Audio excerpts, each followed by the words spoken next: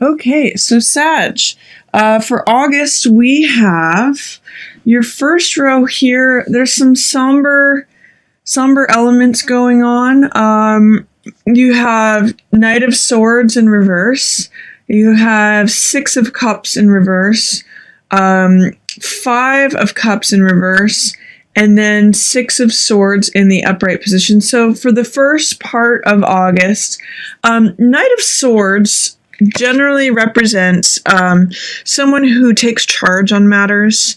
In the Rider Waite, Knight of Swords is on a horse who's charging up on two legs, and he's going forward into the wind, kind of against the wind. So Knight of Swords, just like all knights or jacks, is clever, playful, romantic, is balancing energies and balancing energies of the mind. So in the progression from page, jack to queen to king, there's stronger levels of mastery. So Page of Swords is willingness to stand up for what one believes in, to defend one's thoughts, that sort of thing. Knight of Swords, or Jack of Swords, I call them both the same, is testing the balance between going forward too fast and holding back. Basically, knights try to balance the energies so it can swing between opposites. And Knight of Swords is a very, very gung-ho kind of card. So it's going forth, being ready to just like run into battle. Because it's in reverse here, it's showing that energy is in suppression. There may be a way in which you just want to go, but it's being held back, like it's being suppressed. Or there may be a way in which you've lost some of your gung-ho-ness, if that makes any sense, or you've lost some of your feeling of wanting to charge into things. Because this energy is present, I'm going to say that there may have been that in the past, or that may be coming up for you, but it's not being allowed. Like, I get the sense, to me, this feels a lot like someone who's waiting in line and just wants to get to the front of the line. They're like, I just want to go, but I'm being stifled. So, I guess what's called for here is some patience. This card in reverse says, have some patience. You don't have to have everything happen right now. This card, Six of Cups, shows two children who are innocent, perhaps a little naive. This is a card of sentimentality. It's a card of innocent love. It can sometimes also mean reminiscence or looking back to old things that have happened, like looking back to the past, or sentimentality. And it's a card of, you could see the boy is giving a cup full of flowers to the girl. It's really like innocent love. It's childlike. It is full of childlike innocence and wonder. And this card can represent someone who you feel like a child with. Because again, it's in the reverse position. What it's saying is that you might have lost some of that childlike feeling, or you might have lost what was once innocent and pure and fun and like a flower blooming is losing some of its charm. So whatever it is that you're pushing for to go happen fast, it's also right alongside the same feeling of maybe having you've lost some of the heart for it, or you've lost some of that initial innocence or charm. This is no longer. This can be reminiscing about the past, and this is like you're maybe forgetting the good things about the past, or there's some way in which it's worn off. The luster of the childlike, innocent, heart-sharing part of whatever's going on is kind of lost its luster. I mean, the luster is gone, or wearing off. So this card is Five of Cups. This card is a card of grief and mourning, feeling like you've lost something. It could be mourning the initial spark of the relationship. Like, this can be infatuation with something. And this could be because it's lost, because it's in reverse here. You could be mourning the loss of that initial phase of something, whether it's a relationship, whether it's a project, whether it is... It tells me it's something to do with the heart, because this is 5 of Cups. Cups represent heart endeavors, and this is 6 of Cups. This is 5 of Cups. So 6 of Cups is that initial beautiful bloom of something, and this is kind of mourning the fact that that's been lost or that's fading away. What I also point out in this card is, I'm just going to say one quick thing, is this card is in reverse, so it's not quite as bad of a loss as if it was in its upright position. You might just feel a little bit sad about it. It's not shaking you to the core, but it's just sort of saying you kind of are melancholy, thinking about the past and kind of in a regretful way, or thinking about like you're missing the sweetness of the past of it. This card, what I like to point out in here is that he's focusing on what is lost, because those 3 cups in the foreground are spilt. But he also, if he turns around, he has 2 cups still available to him that are standing. So one of the things I point out in this card is be sure that you're not just focusing on what's lost.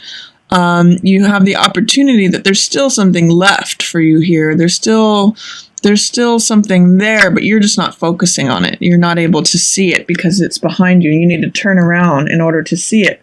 So if you had pushed for something to go too quickly, this is kind of saying to me that sometimes when we burn the candle too quickly and go too fast, the initial phase of something is quite lovely and quite exciting and full of infatuation and just, excitement and just the sheer childlike wonder of it all. It's sort of like Disneyland.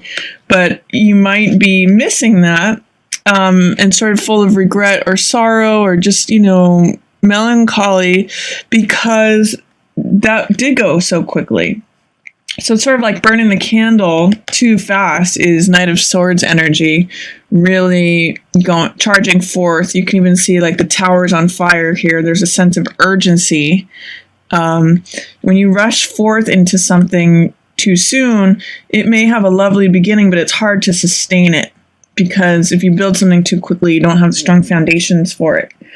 But you may even just be thinking back to your own childhood and saying, I wish that things were as simple as they were when I was a kid, or I wish things were as they were when they began. That's 5 of Cups energy. It's feeling sad about it. And I think it is related to this card because all 3 of these are in the reverse position as a set together. And then there is a journey indicated here. There is a way in which you're launching from, choppy waters to somewhere that is more stable, more smooth. In this card, there is a figure that is ferrying someone who has been in a state of suffering or endurance, and he's shuttling them away from stormy seas to calmer waters. So that represents a journey. It also represents recovery. Like if there was some way that you have been struggling and things have been really challenging, you're headed for a place that's smoother. And you can relate to either the person who is helping this person out of the situation or the person who's being helped, or sometimes maybe it's both. Maybe you're helping yourself out of a situation or to make it from stormy seas to calmer waters. What this is telling me is that, there, especially with also the coloring in the cards, there's a lot of this bluish gray, melancholic color. It's not this vibrant blue of lovers here, but it's kind of got this stormy feeling. I get the sense that there's some kind of storm that has been brewing, but you're kind of just resigning yourself to it, and that you're kind of mourning over the sweetness that used to be there, the sweetness that was there at the beginning, sort of the innocence, the childlike playfulness that was there at the beginning. You are looking to the past in sort of a regretful, wishing it were the way it was in the beginning kind of way, or wishing things were the way they were in my childhood. and you're just kind of bearing through the choppy waters to make things more peaceful. There's a little bit of resignation in this first week, where you're just willing to you're pondering over the sadness of things. Maybe you went too quickly into things, but you're willing to just carry the load to make it be smoother. So you're willing to just kind of put up with it, be resigned to it. I see you there, but it's kind of like in a blue-gray where it's like a rainy day a little bit, and you're thinking about the past and saying, oh gosh, I feel a little sentimental about the past. Like, why can't things be like my childhood? Why can't the relationship be as rosy as it was in the beginning? Why can't you just kind of are wishing for sunnier times? But you're hanging in there, and you're willing to weather the storm or take the ride from choppy seas out to smoother sailing. So in the middle of the month, Sag, here's an interesting dynamic too. These three cards also. Here we have lovers. I mean, not lovers, but Two of Cups in reverse. Two of Cups is a union of hearts.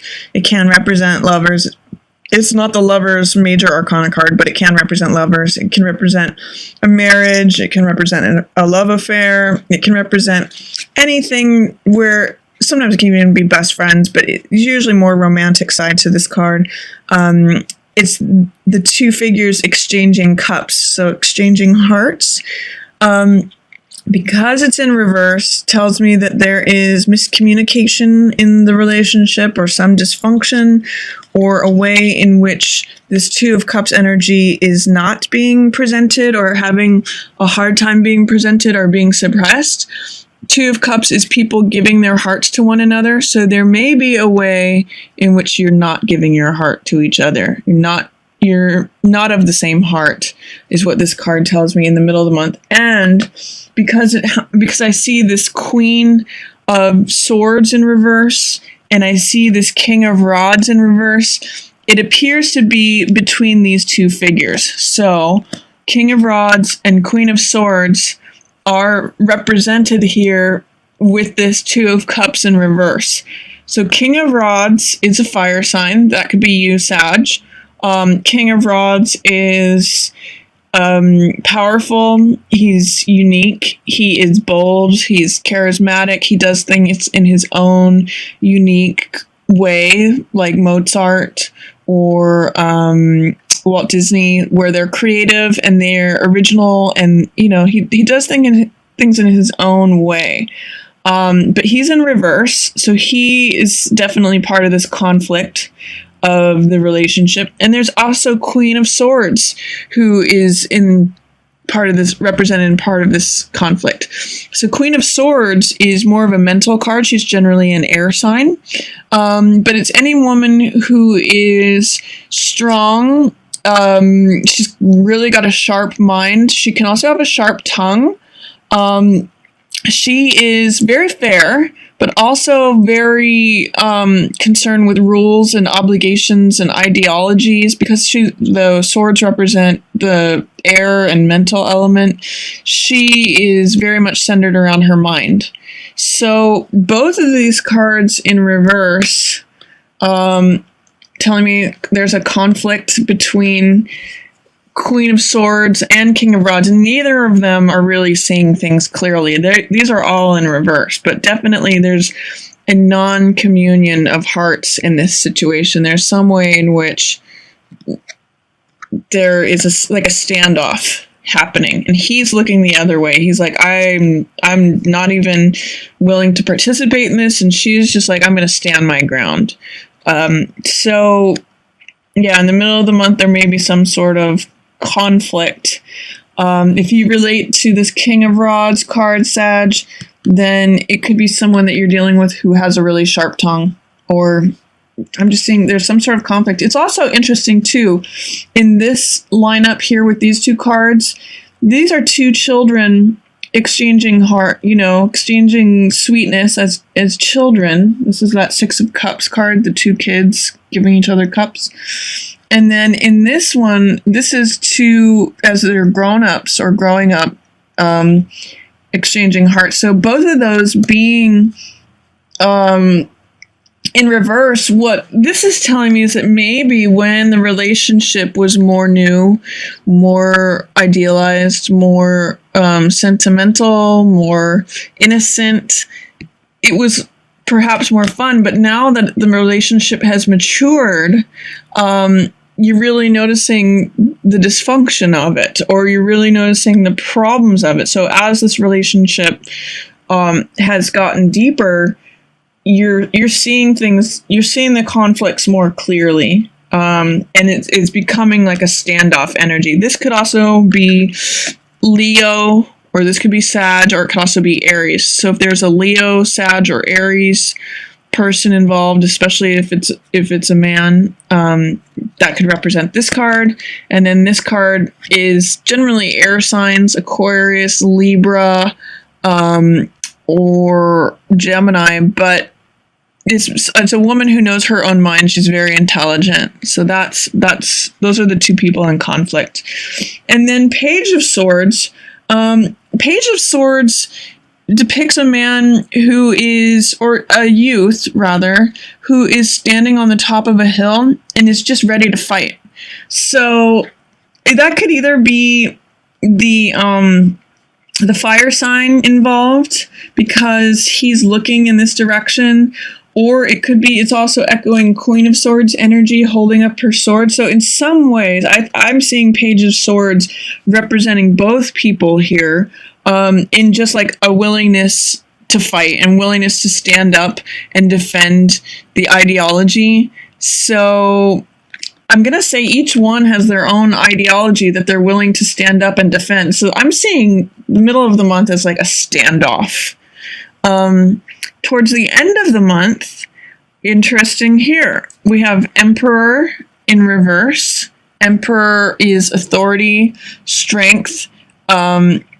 Actually, not so much strength. Strength is here, but he is a strong, powerful, authoritative card, and he usually represents hierarchy, order, laws, regulations. Like the head of the military is usually Emperor energy. So like anything that has to do with a general, or gives commands, or gives orders. So this could be a boss. This could be a landlord. This could be a father figure. This could be someone who's in charge. And he's in reverse. So whoever's in charge is not seeing things correctly, or he is being challenged. He's not a fair emperor in this upside down position, this reverse position. In this position, he's at least clear-minded. At least, he sets down structure and order. But in the reverse position, Emperor in reverse could be someone who's very unfair, who has authority. And this card, Strength, Sag, tells me that you are going to need to employ strength in dealing with Emperor. So whatever it is, the situation that you are involved in, the order, structure, rules, regulations of the environment that you're in, it's sort of like being in someone's kingdom. You're going to have to employ a lot of strength towards him, or towards that situation. These two are looking pretty much directly at one another. He has strength through sheer force and power and authority. She is the definition of strength. She actually gets her strength through being patient and soft and flexible, but you can see that she actually is able to tame a lion through her application of strength. So she is actually true strength. So this is a blonde woman who is applying soft control. That's one of the indications of this card. Instead of trying to force the lion's mouth open, she's gently easing it open, and through trust and patience and just strength to endure the situation, she actually is the embodiment of strength. Not Emperor. Emperor he has authority, he has power, he has control, but because he tries to do everything through force and authority and rules and laws, and he has other people go enforce the laws of his kingdom, but he is not the one really who's in control here. He's not really seeing things he's upside down. So you may have to employ a lot of strength towards the end of the month to deal with Emperor. He's in reverse right now. Then there's 2 more cards. These are interesting together. 2 of Wands is personal power, boldness, feeling courageousness on your own part, feeling like you have the world in your hands, like the world is your oyster. It's kind of like when you feel so strong that you can take the world on. That is what 2 of Wands represents. Because it's in the reverse position, you are doubting your own power. You are questioning, or your own power is in suppression in some ways. You're not allowing it to come to the surface. You have this capability. 2 of Wands is appearing for you, but it's appearing for you in reverse. So maybe you're doubting your own boldness, your own capabilities, your own courageousness. But that's there, so you can access it. It is just having a hard time coming to the surface. Maybe because of this conflict or your entanglements or having to have all the strength to deal with Emperor. And then this card also is in reverse. This is Death. So Death usually means transformation of one sort or another. Death is like it pictured here in the card. There's a rose in full bloom. And so once something hits its culminated apex, like a rose in full bloom, the next step is that the petals have to fall off.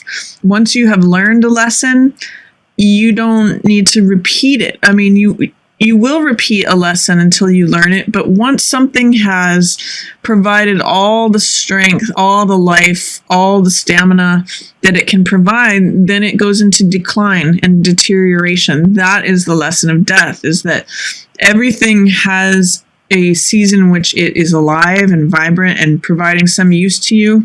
And then at a certain point, it's no longer useful to you. It deteriorates. The petals fall off the rose. So there's a way in which you are, by death showing up, you are ready to cut this rose. You are ready to move on to the next. You've almost hit the apex of saying, okay, this rose has served me for everything that it's worth. It's given all the life that it has to offer, and now it's going to start to fade. You're almost at that place of acknowledgement, but because it's in reverse, it's being suppressed. It's almost coming to the surface. You're almost at the top of that mountain where you're seeing things in 2020. But so death tells me you're almost ready to let go of this. The rose is almost ready to fall away and wither. But it's possible that because you aren't trusting your own capabilities, your own power, your own boldness, that you're not quite there yet. It's almost like having completed something but not willing to let go. It's almost like having learned how to ride a bike and not being ready to take those training wheels off. Like, you already know how. You've already achieved that. But you're sort of ready to take those training wheels off. Once you are, a great transformation will occur. And also rose and pearl together, there's some gem, also feather in the hat. There's some knowledge, some pearl of wisdom, some reward that you're gaining from this whole endeavor. So try to have strength, try to embody strength, the soft control, soft patience, strength through softness. This reminds me of a saying of, I hang you from above, I support you from below. That's sort of like, Emperor's type of strength is hang you from above. Strength's type of strength is I support you from below. So see if you can identify with this strength card, Sag. I think it's going to give you a lot of good imagery to work with all that's going on, especially with this conflict where both of you are just standing your ground. Both of you are willing to fight for your positions. And then towards the end of the month, when you are doubting your own power, your own boldness, your own sense of that you've got the world in your hands, you are the one, in this card, you are the one who holds the world. There's another person present here, holding the other staff, but they're not even in the picture. It's you. And so through this new knowledge that's giving you a feather in your cap, through this whole endeavor, you need to allow your personal power and boldness come to the surface, because right now, in reverse, it's being suppressed under the surface. And that will also allow this death card, this, transformation card to happen.